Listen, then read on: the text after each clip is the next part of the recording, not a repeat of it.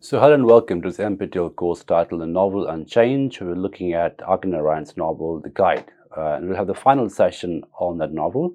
And we don't discuss the novel per se because we've done that already quite extensively, I believe. What we'll do instead in the final session is look at how this novel and also Indian writing in English in general, it seems to really capture and sort of contemporarize some of the things that were happening in India at that point of time and also the global south. And finally, what I also aim to do is to look at ways in which the novel The Guide and Narayan's writing in particular seems to anticipate many things which happen later in terms of identity iterations, in terms of cultural formations and reformations, etc. So we again drawing on this really wonderful book that we're reading, Faizul Afzal Khan's Cultural Imperialism and the Indo-English Novel. And we look at the certain bits on the introduction. We start with Fredric Jameson. There's an interesting reference to Jameson that I think will be really interesting for us, particularly in ways in which we're reading this novel. Because Jameson, as you know, as a Marxist critic, is someone who is also very, very interested in looking at the relationship between art, literature, and society. And to what extent is art and literature, society, and narratives reflective of society, reflective of cultural conditions, but also equally anticipatory in many ways, which is what I would like to spend some time doing in terms of looking at how this novel in particular, and Narayan's writing in general, seems to anticipate many of the conditions which were to come later in this part of the world and continue to sort of characterize us today. So this should be on your screen, the Jameson reference. Fredric Jameson, in his book The Political Unconscious, states that ideology consists of strategies of containment. The writer, by unconsciously or often consciously attempting to validate himself and his group in the face of what he perceives as an antagonistic other, ends up confining himself to the limited and limiting economic and socio-political interests of his people, class, or group.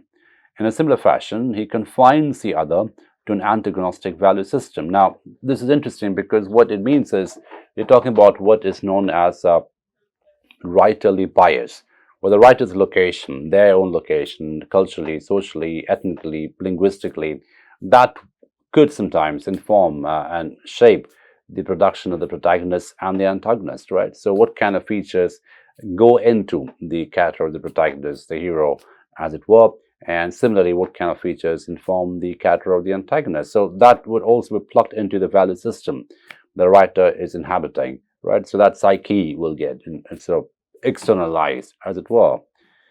In a similar fashion, he confines the other to an antagonistic value system. Certainly, this has been true in the case of many hegemonic Western writers who have tried to contain the colonized other in the narrative frameworks in order to then to justify the group's or imperialist activities. As Edward Said explains in Orientalism, and this is a quotation from Orientalism, the Oriental is depicted in Western political and literary texts as something which one studies and depicts as in a curriculum, as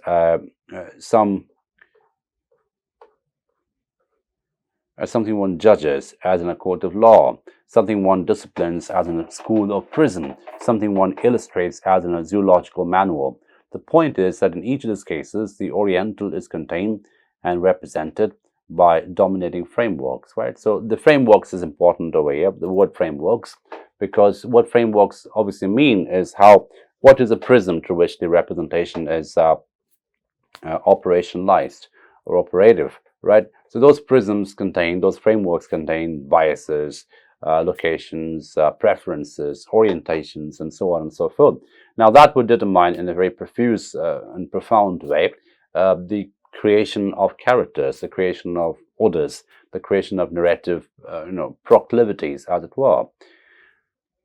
And this is especially true for Indian writing in English, because if you look at someone like Narayan, who is obviously inheriting the novel tradition and from a very Western tradition, but at the same time he's Indianizing it in very successful ways, because there is a lot of really deep-rooted, as you mentioned already, Indian epic elements, Indian mythic elements in Narayan's writings. But at the same time, it is very, very new, the writing, because it inhabits a very new genre of writing, which is the novel, of course. So these dominating frameworks arose, as Said makes clear, because the West had made an assumption during the 19th and 20th centuries that the Orient and everything in it, and by analogy in every other colonized geographical area, was, if not definitively inferior to, then certainly in need of improvement by the West. So again, this becomes important, and we'll deal with these things more deeply when we come to the final bit of this course, where we look at how something like literary theory, for instance, could be a very useful method to study novel and change, because when we have some kind of a cultural system which looks at identities through a hierarchical prism, through an unequal prism, where there's one savior identity and one identity which requires saving according to that prism, right? So of course that makes the politics of representation very asymmetrical in quality, and if anything, novel becomes a very interesting study of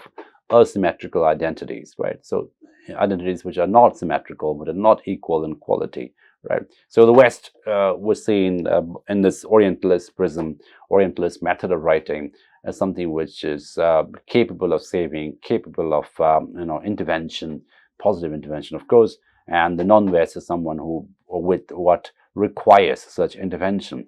Now, what's interesting is to see how the same sentiments, the same structural sentiment, are operative even today, which is why I said that we will look at Narayan's writing in particular, and that cultural zeitgeist in particular, as something which is relevant even in 2024, where we're inhabiting now. Since the West was the more powerful culture, Western writers possessed certain privileges. They could penetrate, wrestle with, give shape and meaning to the great Asiatic mystery, right? So the sense of mystery, the sense of the uncanny, the sense of the supernatural, so all these were exoticized and also given meanings too from a very, very convenient, strategic Western position. The hermeneutics practice through such a policy of representation are essentially those of the Western historicism, definitively enunciated in the theories of such post-Enlightenment philosophers such as Jürgen Habermas and Hans-Georg Gadamer. So Habermas and Gadamer are important figures of Enlightenment tradition. In his central study, Truth and Method, Gadamer, for instance, raises the questions that a writer's herein analyze in all attempt to grapple with in the respective words. Can we hope to understand works or cultures that are historically and culturally alien to us? And is objective understanding possible? Or is all understanding relative in their own historical situation? Now, the reason why we're reading this is because when it comes to someone like Narayan, it is really, really interesting because he is using a narrative method, an epistemic prism, if you will, a framework which is very Western in quality, the novel being a very Western import, an import from the West. But at the same time, the content within this framework is very, very Indian. And this paradox, or this sort of tension, if you will, between the content and the form is something that shapes Narayan's writings in a very interesting way. And the same thing that sometimes which becomes incongruous, odd, almost funny and absurd, we find that happening even today in sort of 2024 India, where you find certain old forms of spirituality which are Indian in quality, old forms of mysticism, again very, very Indian in quality, suddenly very collusive with Western capitalist methods, the entire industrialization of spirituality, or capitalism, or capitalization of spirituality, turned into some kind of capitalist commodity, which generate a lot of revenue and money and wealth. We find that happening in industrial scales in 2024 in India, also other parts of the world. Now, Narayan's writing, especially the guide in particular, seem to have anticipated this paradox in a very, very interesting way, because what happens at the end of the novel, as we have discussed at length already, is a great mystery whether the rains will come or not, whether Raju is capable of doing a miracle intervention or not, stays unanswered, right? So that question stays unanswered.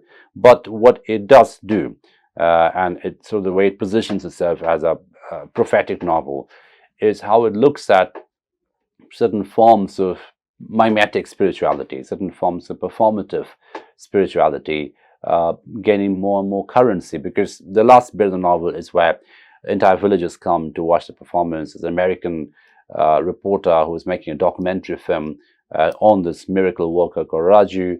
And of course, that the entire spectacle, the entire machinery around Raju's mimetic act seems to really be prophetic, because what we see in India today and also elsewhere is how the relationship between spirituality and commodity, the relationship between identity, existential identity, performative identity, are never quite clear, right? So there is this sort of digitality with which identity can be created, circulated, manufactured, manipulated, consumed, right? So of course, Narayan is writing in a pre-digital India, something that is very much a print-based media that we're talking about over here.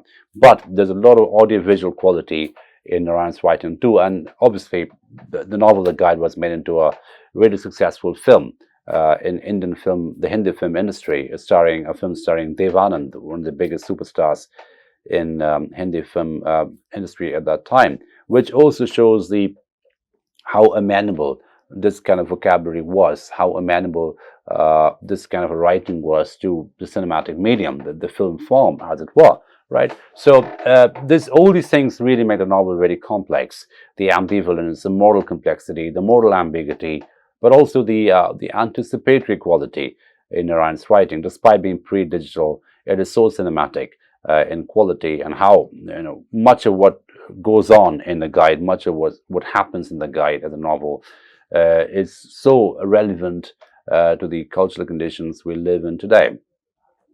Now, Gadamer's question here, and both Habermas and Gadamer are asking the same question in different vocabulary, different language maybe, and that is it possible to establish a relationship of empathy with the other to the extent that we can represent the other without bias, without any kind of proclivity, or whether any kind of presuppositions? Now, Gadamer's own answer to these questions reveals the cultural biases inherent even in Western liberal humanism, even though for Gadamer all interpretation is situational, shaped and constrained by the historically relative criteria of a particular culture.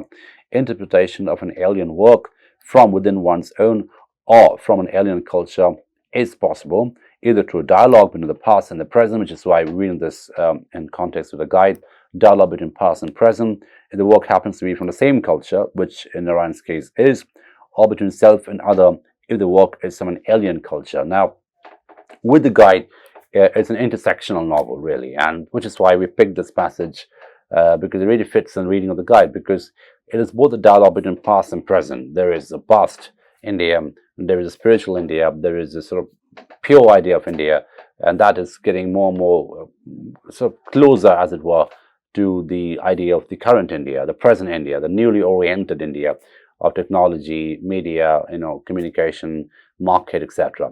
So there is that past and present, but also the self and other, because India looked at by an Indian who is also mediated by the Western gaze. So Narayan, as a writer, just at a very superficial level, Indian writer who is situated in the West, writing about India, right? So there is a self-other going on there as well. How the sense of self becomes also fractured, because Narayan's own position as a writer is both Indian as well as someone who is very, very anglicized, someone who is very, very influenced, as it were, by the West. So the intersectionality between past and present and self and other is really and complexly operative in Narayan's writing, particularly in relation to the guide. So confronted with such a work, we listen, according to Gadamer's paradigm, with wise Heideggerian passivity towards unfamiliar voice, tone, content. By allowing the unfamiliar to question the familiar, the past to question the present, we begin to interpret the work, hence also the alien culture, more fully, right? And which is why I think the questioning becomes important, because not all questions require answers, and some questions left unanswered or unresolved actually become more complex questions. Because what happens in the end of the guide, for instance, does Raju really bring the rain? It's a question that both Indians as well as non-Indians would like to know, but there's no neat answer. And your location as an Indian or location as an American will make no difference in terms of getting the right answer, because there is no right answer, right? So again, this harks back to the intersectionality that a novel is trying to promote the bridge between the past and the past coming back to the present, recreated by the present, but at the same time, the bridge between the self and the other. Because Raju is so many selves in the novel. He's so fractured as a self in the novel. He starts off as a railway guide, then he becomes someone who's he has an affair with a married woman, and then he becomes a manager of a celebrity. The same woman becomes a celebrity. Then he goes to jail. He becomes a prisoner, and of course, he ends with becoming some kind of a quasi-spiritual saint. Right. So different selves interact with each other in the novel, and there's no neat answer. It's just really interesting questions and complex questions through which we can read the novel.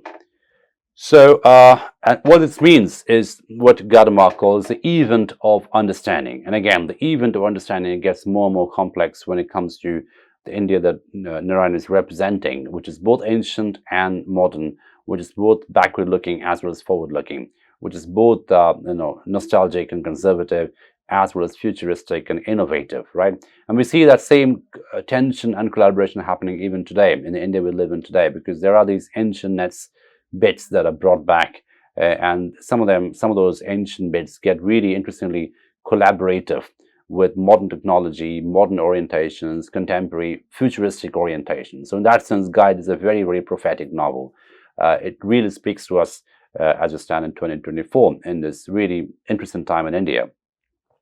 So the event of understanding comes about, according to Gadamer, when our own horizon of historical and cultural meaning, so the horizon of reading, horizon of meanings, which is ever fluid, ever expansive, it really becomes interesting, because that is how you read a text, that is how you inhabit a text. So when our own horizon of historical and cultural meanings fuses with the horizon within which the work operates, at such a moment, we enter the alien world of the artifact, but at the same time, gather it into our own realm, reaching a more complete understanding of ourselves. Instead of leaving home, Gadamer remarks, we come home. Understanding is not to be thought of so much as an action of one's subjectivity, but as a placing of oneself within a process of tradition in which past and present, self and other are constantly fused. And I think this is actually one of the best ways to read the novel, The Guide, because the self and the other are constantly fused, the past and the present are constantly fused, and the idea of leaving home and coming home, they also become connected in many ways. Because if you look at what happens at the end of The Guide, it's a bit of a spiritual homecoming that Raju is trying to at least mimetically appropriate or perform, right? We don't quite know, again, if it's really a homecoming in a spiritual sense, whether he actually manages to connect to his sort of true ancient Indian self, or whether it's just one more trick, one more con job, which is market-oriented, supposed to manipulate and manufacture some kind of a collective customer satisfaction. We don't quite know.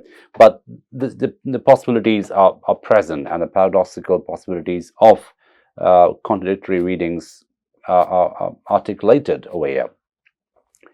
So Gadamer's assumption is that there is a unifying tradition underlying all of history, and that is a recognition or an acceptance of this tradition, this bias, that will help us understand literature and ourselves.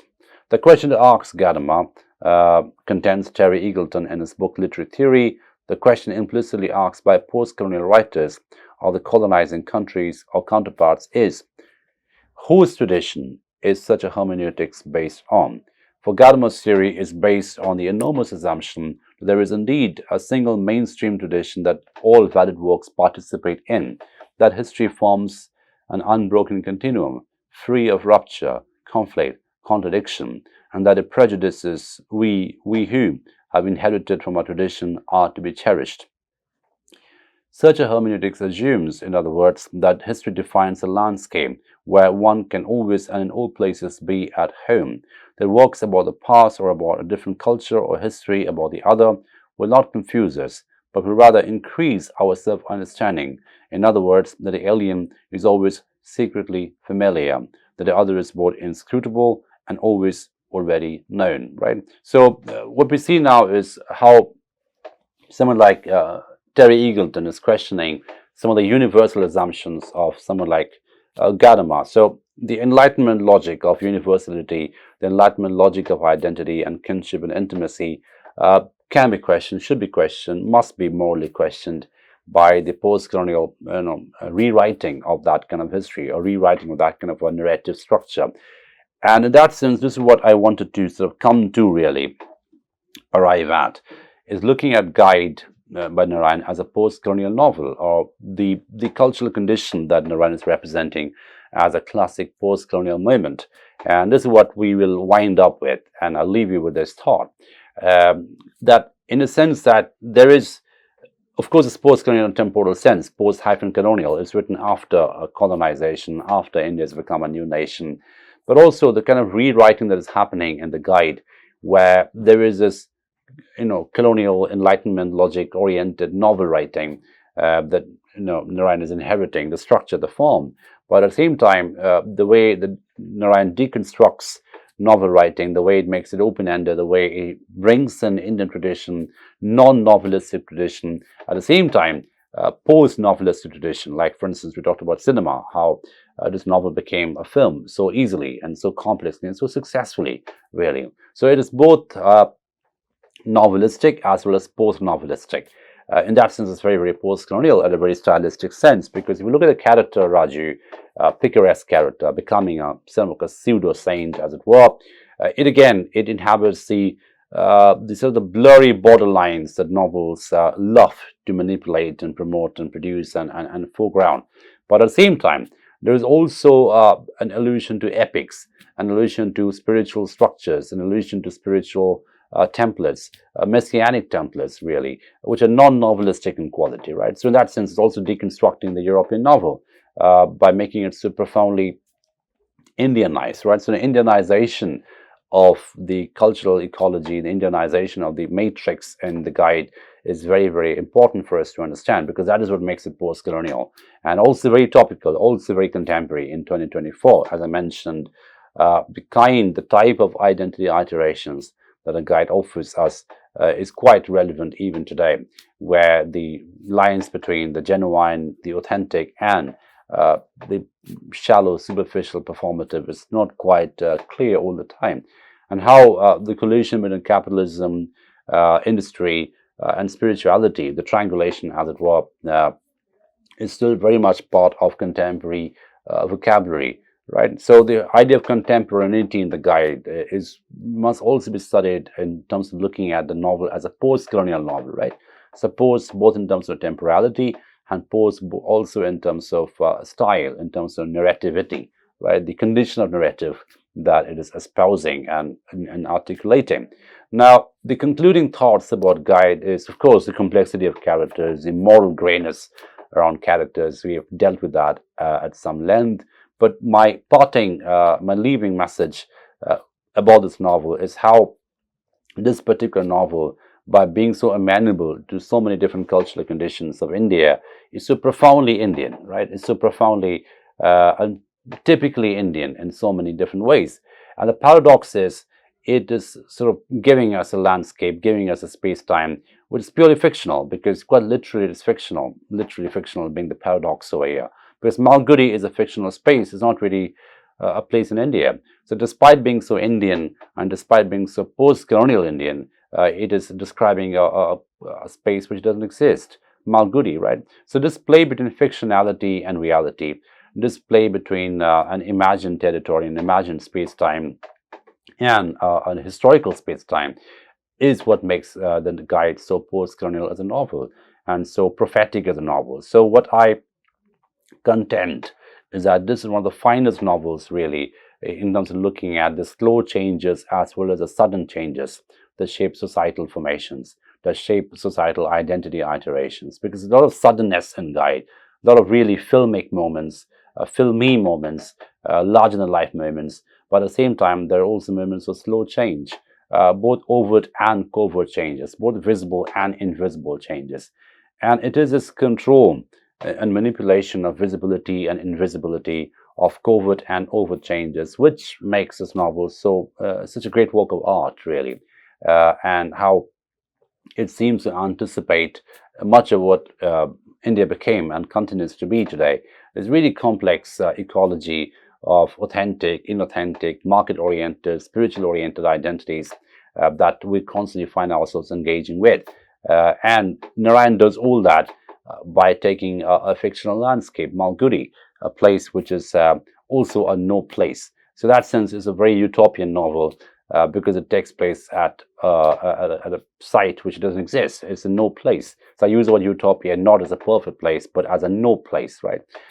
So the guide is about no place and no time. At the same time, it's a novel about a very, very realistic depiction of historical time, socio-cultural time, which is India in the 50s and 60s, how it was emerging and how it shaped subsequently, and how it speaks to us even today in 2024, where identities, especially post-digital identities, and one can sort of look at the guide, especially the different kinds of fake identities, forced identities, manipulated identities, as something which seems to anticipate much of the panic around manipulation, much of the panic around forgery, much of the panic about fake identities, which we find ourselves engaged with in a post-digital world, right? So in a very interesting sense, the guide can be read in a very original way, and invite all of you to read it. We may not have time to do it now, but there's a paper waiting to be written for those of you who are specializing in Narayan. To what extent is Narayan's writing, particularly the guide, so profoundly post-digital, so profoundly dialogic, rather, with some of the concerns and panic and fears and possibilities and promises of the post-digital world, especially post-digital India, which really relates to ancientness in very interesting ways. It really connects to ancientness in very interesting ways, but at the same time, it is nostalgic in a futuristic way, nostalgic in an anticipatory way, nostalgic in a orientation which is quite forward-looking, right? So all that makes Narayan's writing really complex, really relatable, and really prophetic, I argue, in terms of how we can read it using some of the epistemic apparatus, some of the knowledge systems available to us today in contemporary India. So with that, we end reading the guide. With that, we also end looking at Narayan as a really interesting writer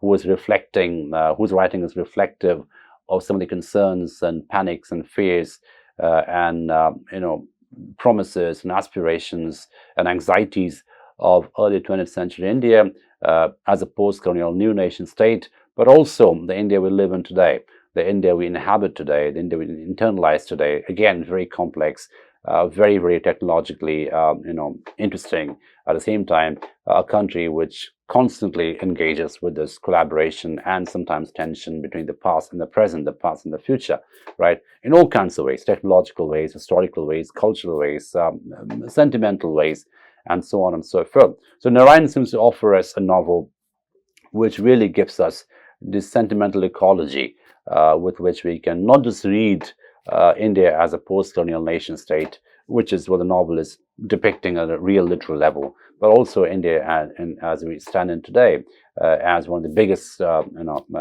democracies in the world, as a really interesting nation, as a really successful experiment in democracy, but at the same time as a site which offers astonishing opportunities for growth, openness, liberation. But all of that also contains the panic of precarity, the panic of a pitfall, the panic of transgression, the panic of overstepping, right? Because among other things, a novel is also about transgression, it's also about overstepping, it's also about overreaching, right? And what happens when opportunity and overreaching come together, and that creates this really interesting moral structure, which is very asymmetrically complex, very asymmetrically entangled with good, bad, evil, ugly, all kinds of moral elements and valencies, right? So values become very important in Guide as well. Values become very important in Narayan's writing as well. The mutability of values, both nostalgic values, conservative values, as well as forward-looking, futuristic values, and how values can be fractured, and how the fracturing of values can also connect to different kinds of identity iterations. So with that, we end our reading of Narayan. I hope it was useful for you, and we'll continue with the next text in the subsequent sessions. Thank you for your attention.